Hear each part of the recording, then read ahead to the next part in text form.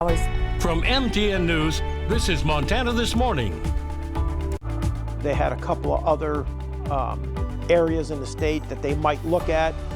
Fixing prison overcrowding, what the Montana DOC says a new prison in Billings could do to help. The complaint revolved around an overbilling or overcharging. There's good players and there's bad players. And 99% of the towers out there are good folks. A landmark suspension. Why the bill after a Billings tow truck company ended with them being pulled from the response list and their response. I'm Jonathan Ambarian at the state capitol. A Senate committee has finished their hearing into allegations of conflict of interest by a former Senate president. I'll have the latest.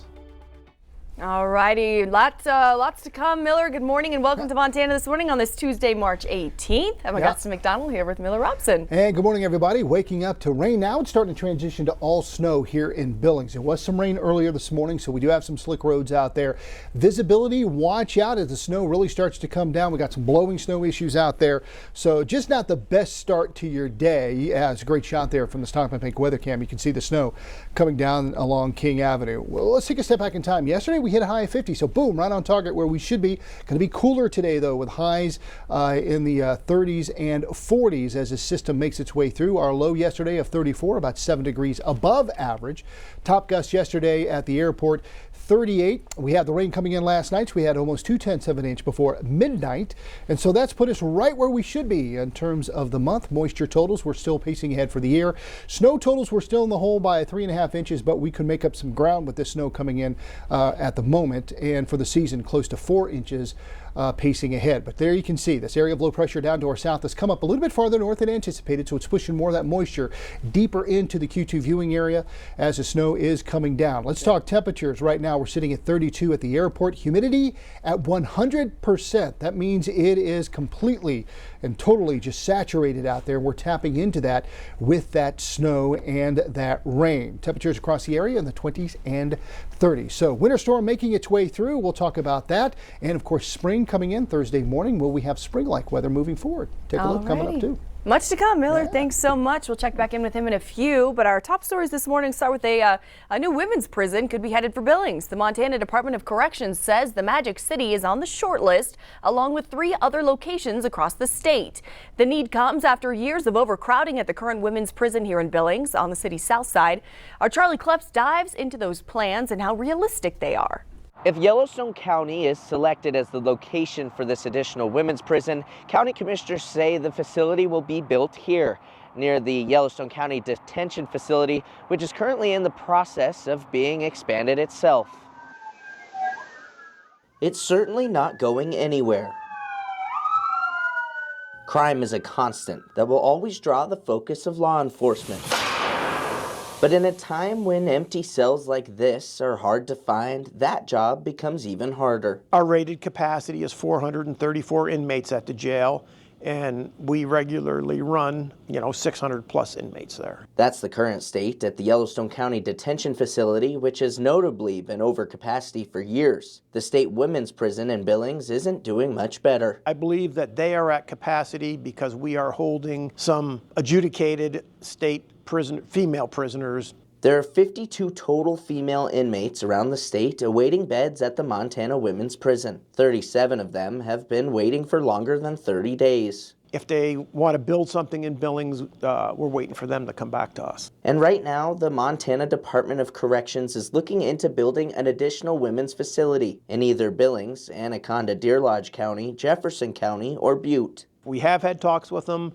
We haven't really talked money. We haven't talked anything that's operational. Yellowstone County Commissioner Mark Morse says it's very early in the process and that the DOC is likely waiting for the legislative session to wrap up to have a better understanding at possible funding. I think then they're probably in a better position to start solidifying where do they want the prison and how much are they going to spend and what does it look like. Morse says the expansion plans for the Yellowstone County Detention Facility are dealing with a similar waiting game. We have a draft of the jail master plan. I don't want to release it until we know from the legislature what our taxable value is going to be. It's kind of like doing it backwards. Then we have to back into the equation. An equation Morse and others are committed to solving as they look to alleviate the pressure. We see what we have to work with, and then we have to be able to build and operate a facility to that number. In Billings, Charlie Kleps, MTN News. Charlie, thanks so much. And now it's being called a landmark suspension. A Billings tow truck company was pulled from the Montana Highway Patrol's rotation list. This after charging a Bozeman lumber company $6,000, over $6,000, for a tow just 4 miles away from a crash scene. This is a look at the crash from April of last year. Our David J. explains what happened. A tough spot to be stuck on the side of the road waiting for a tow truck. A Billings tow truck company has been on a 6-month suspension for charging 2.5 to 3 times what is considered reasonable. The billing in this case was determined by the board to be egregious enough to reach the level of a suspension. Stranded along the highway, a tow truck, your only hope of getting your car to where it can be repaired. Many have encountered that nightmare, the bill never cheap, but few of us have ever received a $6,700 bill just to have our vehicle towed 4 miles. I'll be right up front with you. It gives the industry a black eye. On April 17th, 2024, Billings-based Anderson Towing charged Kenyon Noble Lumber and Hardware that amount for a tow after a crash in Bozeman. The Bozeman store filed a complaint, ultimately elevated to Montana's Tow Truck Complaint Resolution Committee. That committee's ruling? A suspension from the Highway Patrol's tow truck rotation for 6 months, which means when a stranded driver calls for a tow, Anderson won't be called upon to respond. 6 months, they hadn't handed down a suspension of that length previously. Scott Wolf is the president of the Montana Tow Truck Association. He says this incident is an aberration, saying 99% of towing businesses are good. But he says the review and suspension were necessary. Once you get a towing company's attention like that, I would hope that they would stay within the sideboards of industry standards. You kind of read through the complaint, you start to see the excessive fees, and they start to pile up pretty quick. Andrew Butler is a supervising attorney for the board that oversees the Tow Truck Complaint Resolution Committee, which broke down those fees. They include $2,526 for a hazmat response, despite the fact less than 25 gallons of fuel spilled, the amount that usually triggers a hazmat response. It's egregious billing. In addition, Anderson charged $900 for a wrecker and $450 for a driver. The average cost for both, typically $272. You usually get the tow truck plus the driver. Well, that was all billed separately, and each bill was excessive. Then there was the $500 for traffic control signs, cones, and warning lights, which was a hazmat response truck, so there was a double billing. A lien processing of $100, even though the committee determined that there was no need to start the lien process. And the 4-mile transport, that was $110.60. A typical tow would cost several dollars per mile. Anderson's suspension from the Highway Patrol rotation is set to be lifted April 30th. Butler and Wolf just hope it will serve as a deterrent for Anderson and others down the road. It's a big step in putting some of these bad players on notice that they're going to be held accountable for their actions. In Billings, David J., MTN News. David, thanks so much. MTN has reached out repeatedly to Anderson Towing to try and get an explanation for that $6,700 bill. While no one has responded to our request for an interview, the company's owner, Cameron Cochran, did speak with the committee and defended the hazmat charges, saying, quote, his employee provided a proper cleanup and that the amount of oil and fluids involved required hazmat. While Anderson was removed from the Highway Patrol response list, Anderson is still on the Yellowstone County rotation. And in sports this morning, a new high school sport looks to be headed for Billings. Last night, the Billings Public School Board took up an item to add girls flag football to the district's ledger. The board believes the new sport aligns with their commitment of promoting diversity in athletics. The new Billings teams would ultimately add to a growing number of teams in the state, including one already in Yellowstone County. In 2023, Lockwood High School began their first season competing against 4 other teams in Montana. Athletics director Mark Sulzer believes the new sport will help promote respect and camaraderie. We want to provide opportunities for girls in Montana or in Billings. It helps us with our Title IX numbers. It helps us with opportunities for girls in emerging sports, with flag football being one of them. And then lastly, from a personal standpoint, I just feel like girls need to see what it's like to play this game on a flag level. The first 3 years of the program will be funded by the Atlanta Falcons of the NFL, covering the uniforms, coaching, and necessary team equipment. And in Helena, the Montana legislature was back in business yesterday after a week-long break, but some lawmakers and staff were still working through the break, continuing an ethics investigation into the former president of the Senate. MTN's Jonathan Ambarian looks at what could come next after that hearing. Over the last week and a half, the Senate Ethics Committee heard 3 days of testimony on Senator Jason Ellsworth's handling of a state contract.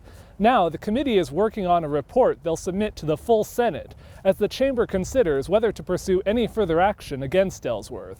Ellsworth, a Republican from Hamilton, was Senate president through the end of last year. In that role, he approved a contract with a former business associate to do follow-up work on a slate of judicial reform bills. A Legislative Audit Division report said because that contract was initially split into 2 smaller contracts, it appeared it was an attempt to go around the rules for awarding state contracts. The Ethics Committee heard testimony from legislative staff and the Montana Department of Administration about what led up to the awarding of the contract. Ellsworth himself did not testify. His attorney, Joan Mell, again told the committee their investigation seemed politically motivated, and that Ellsworth wasn't the one responsible for splitting the contract and hadn't tried to evade scrutiny. Consider this a learning lesson. Consider this an education process for everyone, but do not find that there was a disclosable personal or private interest, because there simply is no evidence of that extra piece that's required. Adam Dirk, the special counsel working with the Ethics Committee, made his own closing statement, saying the biggest question was why Ellsworth didn't disclose his ties with the contractor. I certainly can't tell you what to do as special counsel, so I'd ask you to consider this question. Can anyone plausibly argue that there is no appearance of impropriety in the Agile contract after everything you've heard? On Monday, the Ethics Committee began going through a 17-page draft report based on the hearing. Lawmakers said their goal was to keep the findings focused on fact and let the full Senate decide how to move forward. The Ethics Committee is set to meet again Tuesday morning, where they could finalize their report. In Helena, Jonathan Ambarian, MTN News. Jonathan, thanks so much. We'll continue to track that investigation. And in international news, right now, 2 NASA astronauts stranded in space for more than 9 months are finally on their way home. That SpaceX capsule undocked from the International Space Station overnight, carrying with it Suni Williams and Butch Wilmore. So what's next? Here's Derek Waller with more. All hooks open. All hooks are open. And undocking confirmed. Overnight, the moment 2 stranded American astronauts finally began their long-delayed journey home. The SpaceX Dragon 9 capsule undocked from the International Space Station at 1:05 a.m. Eastern.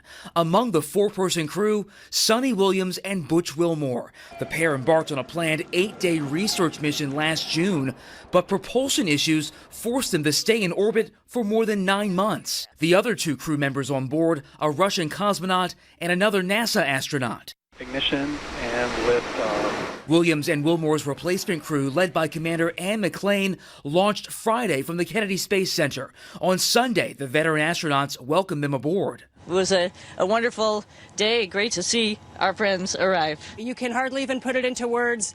The ride up on the Falcon 9, orbiting the Earth for the last couple of days, it's been absolutely incredible. Ken Bowersox, a former astronaut himself, now leads space operations for NASA. It's always a little bittersweet, right? You miss your family, but you love being on space station. I'm looking forward to sitting across from them and hearing about their perception of how things went and all about their time on orbit. And it will be a story unlike any other. And splashdown is scheduled to happen just off the Florida coast tonight around 6 p.m. Eastern. I'm Derek Waller, CBS News.